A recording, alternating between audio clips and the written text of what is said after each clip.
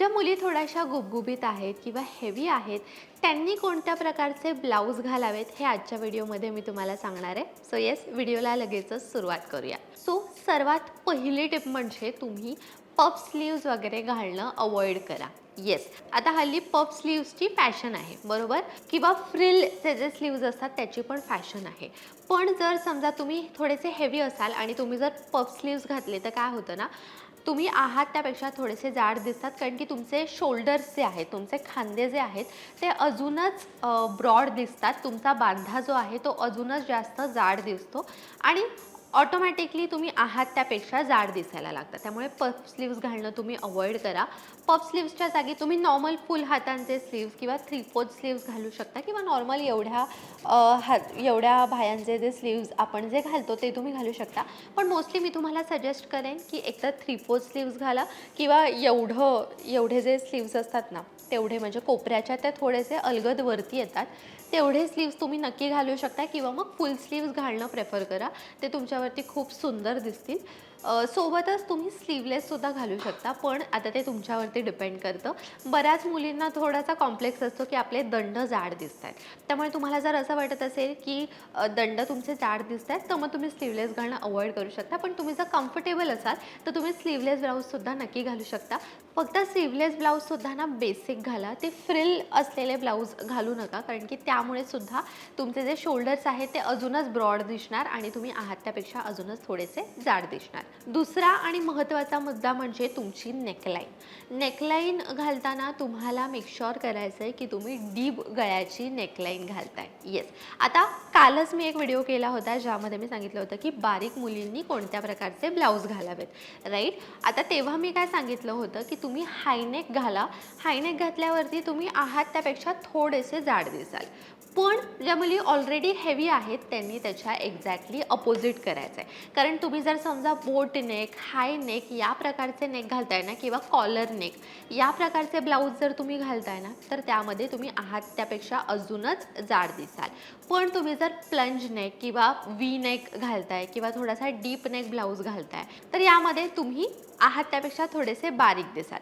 So make sure करा की तुमच्या ब्लाऊजची जी नेकलाईन आहे ती थोडीशी डीप आहे किंवा वी नेक आहे किंवा प्लंज नेकसुद्धा तुम्ही नक्कीच घालू शकता. आता हे झालं नेकलाईनचं. आता तिसरा आणि महत्त्वाचा मुद्दा म्हणजे तुमच्या ब्लाऊजचा कलर. येस, तुम्ही जर खूप जास्त लाईट कलर्स वापरताय ना, तर लाईट कलर्समध्ये आपण ना आहोत त्यापेक्षा हेवी दिसतो. त्यामुळे तुम्हाला मेक शुअर करायचं आहे की तुम्ही मोस्टली डार्क कलर वापरताय, कारण डार्क कलरमध्ये आपण ना बारीक असल्याचं इल्युजन येतं. त्यामुळे तुम्ही मरून, नेव्ही ब्ल्यू किंवा डार्क ब्ल्यू, कोणताही डार्क रंग, रेड कलर खूप सुंदर दिसतो. त्यासोबत ब्लॅक कलर, असे डार्क रंग घालत जा. ग्रे कलर, यामध्ये तुम्ही आहात त्यापेक्षा बारीकसुद्धा दिसतात आणि साडीवरती हे जे कलर आहेत ते सुंदरच दिसतात, उठूनच दिसतात. त्यामुळे तो तुमच्यासाठी छान प्लस पॉईंट राहील. त्याचसोबत तुम्ही ना अजून एक गोष्ट लक्षात ठेवा की डिझाईन जी ब्लाऊजची आहे ना, ती अगदी हेवी असायला नको. हेवी म्हणजे काय, असं नाही की तुम्हाला जास्त भरलेला ब्लाऊज घालायचाच नाही आहे, तुम्ही नक्कीच घालू शकता.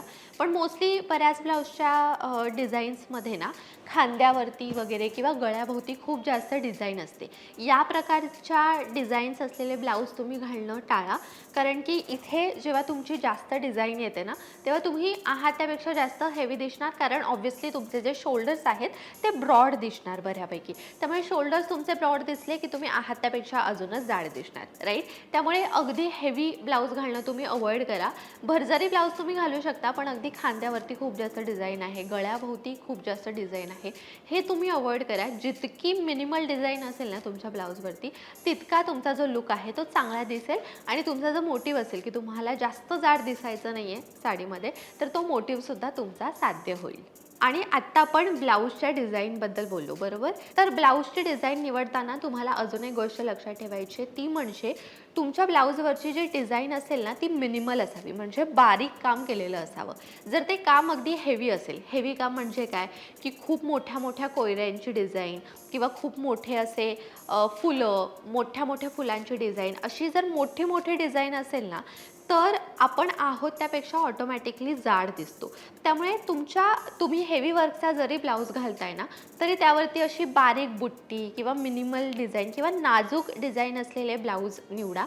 जाड किंवा एकदम हेवी डिझाईन असलेले ब्लाऊज निवडू नका. यामुळे तुम्ही जर अगदी नाजूक डिझाईन निवडली, छोटीशी बुट्टी किंवा अगदी छोटी-छोटी फुलं या प्रकारची डिझाईन जर तुम्ही निवडली, तर तुम्ही ऑटोमॅटिकली आहेत त्यापेक्षा बारीक दिसाल. पण जर मोठी-मोठी फुलं किंवा मोठ्या-मोठ्या कोयऱ्या किंवा मोठ्या-मोठ्या बुट्ट्या अशा जर डिझाईन्स असतील तुमच्या ब्लाऊजवरती, तर ऑटोमॅटिकली आपण आहोत त्यापेक्षा जाडच दिसू. त्यामुळे ही गोष्टसुद्धा तुम्ही लक्षात ठेवा. अशा पद्धतीने ज्या मुली हेवी आहेत किंवा गुबगुबीत आहेत, त्यांनी कोणत्या प्रकारचे ब्लाऊज घालावेत, साडीवरती कशा प्रकारचे ब्लाऊज स्टाईल करावेत, हे आजच्या व्हिडिओमध्ये मी तुम्हाला सांगितलं आहे. हा व्हिडिओ तुम्हाला कसा वाटला मला कमेंट्समध्ये नक्की सांगा. व्हिडिओ जर तुम्हाला आवडला असेल, हेल्पफुल वाटला असेल, तर तो जास्तीत जास्त लोकांपर्यंत शेअर करा. त्याचसोबत लोकमत सखी फॅमिलीचा भाग होण्यासाठी लोकमत सखीच्या फेसबुक पेजला लाईक करा, यूट्यूब चॅनलला सबस्क्राईब करा, बेल आयकॉन प्रेस करायला विसरू नका. लोकमत सखीला इंस्टाग्रामवरती सुद्धा फॉलो करा आणि पाहत राहा लोकमत सखी.